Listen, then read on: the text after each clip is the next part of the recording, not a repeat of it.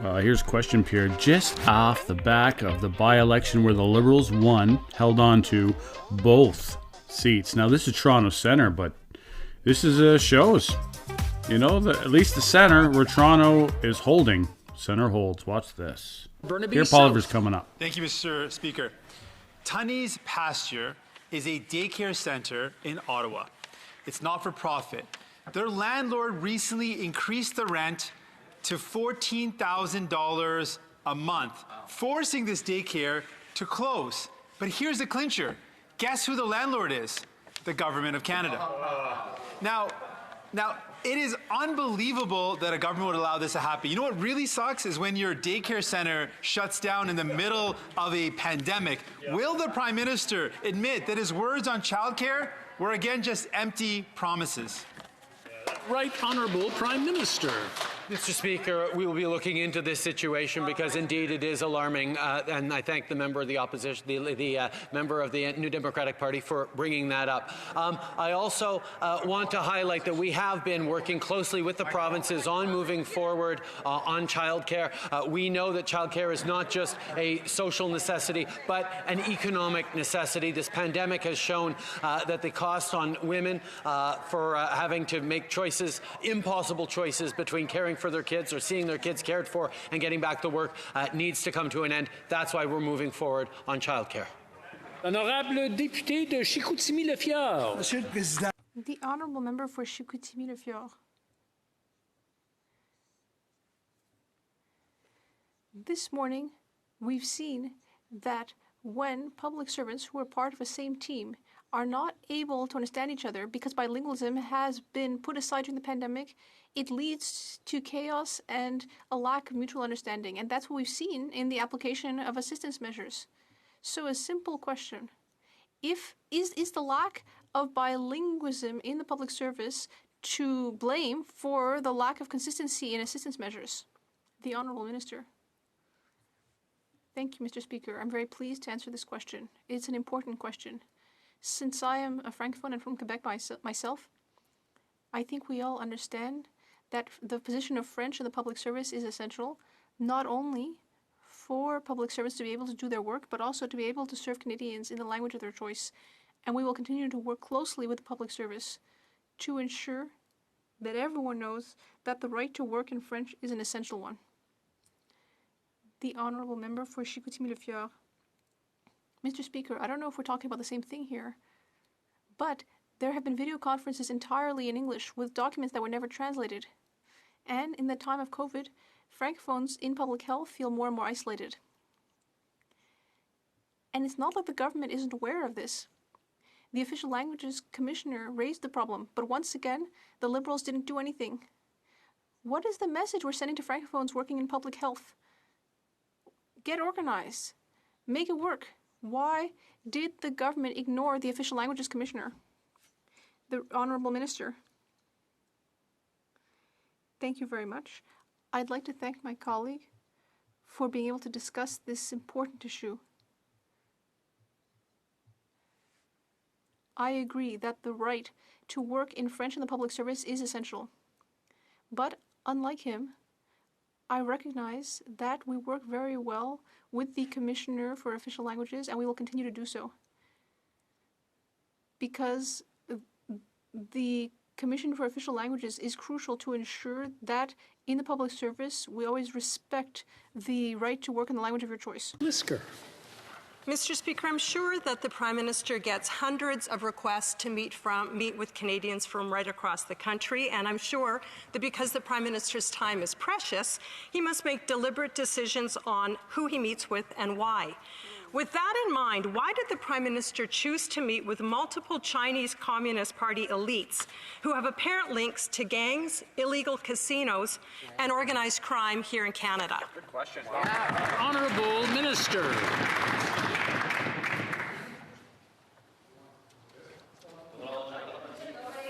The Honourable Minister. Mr. Speaker. Mr. Speaker, I'm pleased to answer that question. As we all know in this House, the relationship with Canada, with China and Canada, is an intricate, difficult, and complex relationship that we are managing carefully, particularly in light of the fact that we have Canadians who have been arbitrarily held in detention. We will continue to do everything we can to ensure that human rights are protected, our Canadians' lives are protected, and we will continue to speak up strongly and forcefully for all issues that affect us and in that relationship with China. The honourable member for Portage-Lisker. Well, we know that some of these bad actors are also big donors to the Liberal Party and the Trudeau Foundation. You know, we're known by the company that we keep, Mr. Speaker, and this Prime Minister seems quite comfortable hanging out with Chinese Communist Party officials, which begs the question, does this Prime Minister's fear of Communist China and his refusal to, for example, ban Huawei from Canada's 5G or stand up for Canadians who are being held hostage in China have anything to do with him being compromised by his cozy relationship with CCP officials? Good question. The honourable minister. I'd like to thank my colleague for the question. We will take no lessons from the Conservative when it comes to standing up to China, Mr. Speaker. We were the very first country in the world to suspend our extradition treaty after the imposition of a national security law. We suspended the export of sensitive equipment, and we have updated our travel advisory. Mr. Speaker, we have been a leading voice in the world when it comes to defending human rights, and we will continue to defend the rights and interests of Canadians around the world and stand up against anyone who would go against our interests. Thank you, Mr. Speaker. The honourable member for Carleton. Ce gouvernement mène une guerre contre... This government is waging a war against work. It is trapping people in poverty. According to a report from the Finance Minister Department obtained by a journalist, a single mother earning $30,000 a year would lose about 70 cents for each additional dollar earned. So, for example, if she earns $55,000, she would actually lose 80 cents on the dollar. And it is the people with the least money who end up losing the most. Why is this government penalizing people who are just trying to work to get away from their situation of poverty?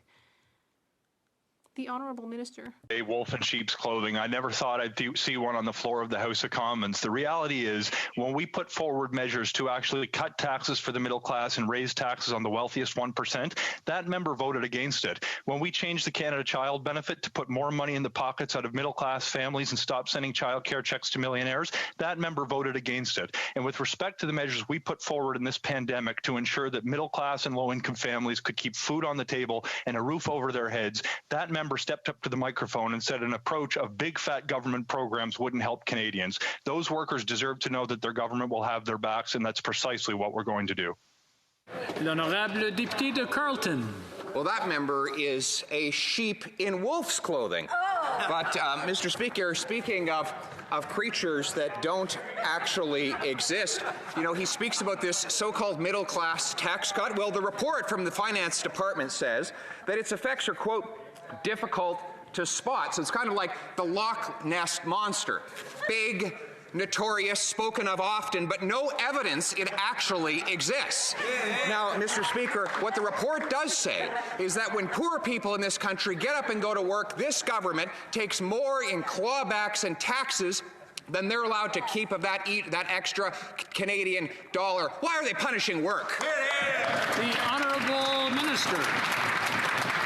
Well, I'm entertained by the honourable member citing a mythical creature that's dear to my Scottish heritage. That's about as far as I can remain interested in this ridiculous line of questioning, Mr. Speaker. The reality is programs like the Canada Emergency Response Benefit have landed on the kitchen tables of 9 million Canadians. Programs like the Canada Emergency Wage Subsidy have protected the jobs of 3 million Canadians. Programs like the Emergency Business Account have supported 775,000 Canadian businesses so workers can remain on the payroll.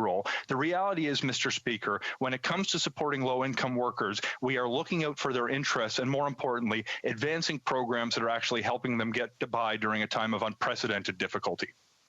L'honorable député d'Abitibi-Témiscamingue. The Honourable Member for Abitibi-Témiscamingue. Thank you very much, Mr. Speaker. Yesterday, Quebec announced that the closure of businesses in red zones would continue until the 23rd of November.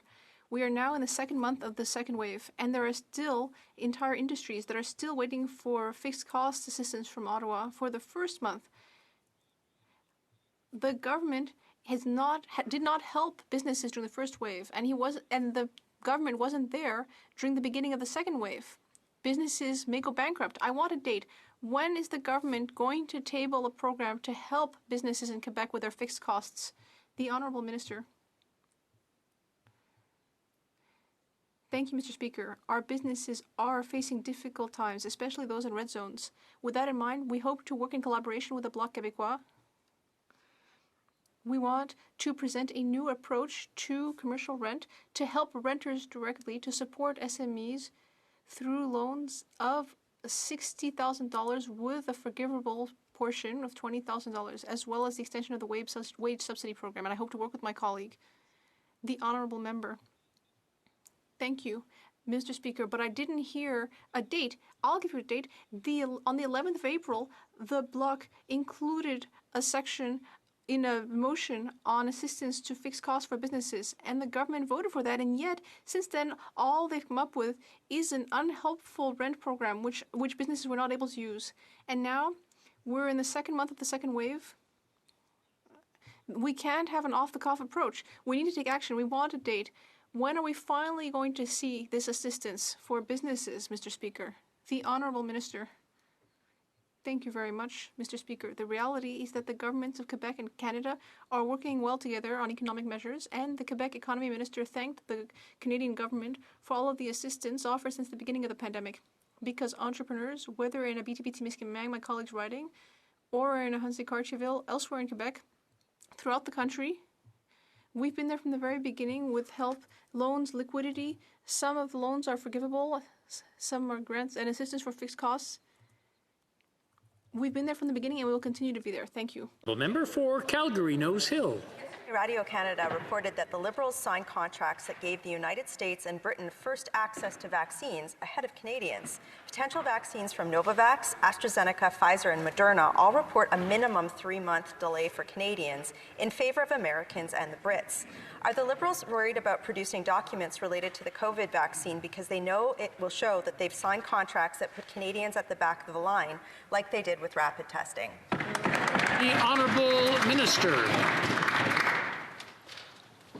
Monsieur le Président, nous avons mis en place 7 ententes et nous poursuivons les négociations. Mr. Speaker, we have 7 agreements. All of those companies to ensure that Canadians have access to vaccines as soon as they are approved. We're working diligently to ensure that once a vaccine is ready, we will be ready to deliver it to Canadians. We're going to protect Canadians and we're going to stand by them right through this pandemic, Mr. Speaker. Member for Calgary Nose Hill. No answer there. That's interesting. So Radio Canada did report that Canadians will have COVID vaccines delivered later than other countries. And I think that's what the parliamentary secretary was dancing around there. So that sort of incompetence means that just like their delay in rapid tests, the fact that we don't have rapid tests right now and we're seeing cases increase, when a vaccine is eventually ready, Canada will be at the back of the line. So I'll ask again, can the minister confirm that she agreed to contracts that put Canadians 3 months behind, at a minimum, behind the Americans when it came to a COVID-19 vaccine? The Honourable Parliamentary Secretary. The government is, of course, working on all possible fronts to deliver safe and effective COVID-19 treatments and vaccines to Canadians as quickly as possible. That's why we have, Mr. Speaker, 7 agreements with up to 358 million doses. It's interesting the member across is listening to experts now. She wasn't listening to them yesterday when they told her that her backseat driving motion, playing politics with our pandemic management, Mr. Speaker, was out of line. But we're going to make sure that we continue to deliver the contracts, that we deliver the personal protective equipment, that we build the domestic supply, and yes, we ensure that vaccines are there when Canadians need them so we can put an end to this pandemic and protect Canadians. Thank you, Mr. L'honorable député de Cherbourg. The Honourable Member for Charlebourg, Haute-Saint-Charles. Mr. Speaker, yesterday the Premier of Quebec extended the red zone provisions for 28 further days. Restaurants are suffering. In fact, they're closed. Gyms are closed. And other businesses are suffering as well. And yet, the Liberal government does have a solution to help Quebec. Rapid testing. When are we going to have rapid testing in Quebec? The Honourable Minister for Health. We'll be providing Quebec with 200,000 rapid tests this week, as a matter of fact. And, Mr. Speaker, all provinces and territories are receiving rapid point-of-care testing over the next weeks to come. We've been working very closely with our provincial and territorial partners to make sure they have the tools that they need so that they can have a robust testing and screening strategy no matter which province Canadians are in. L'honorable député de... The Honourable Member. Well, what do you think? Do you think that this by-election means nothing, that I'm blowing it out of proportion? I personally believe that elections are how I see it. So by-elections is really the real polls, the best polls. Though, hey, who doesn't like watching polls? Leave your comments below and have a good day.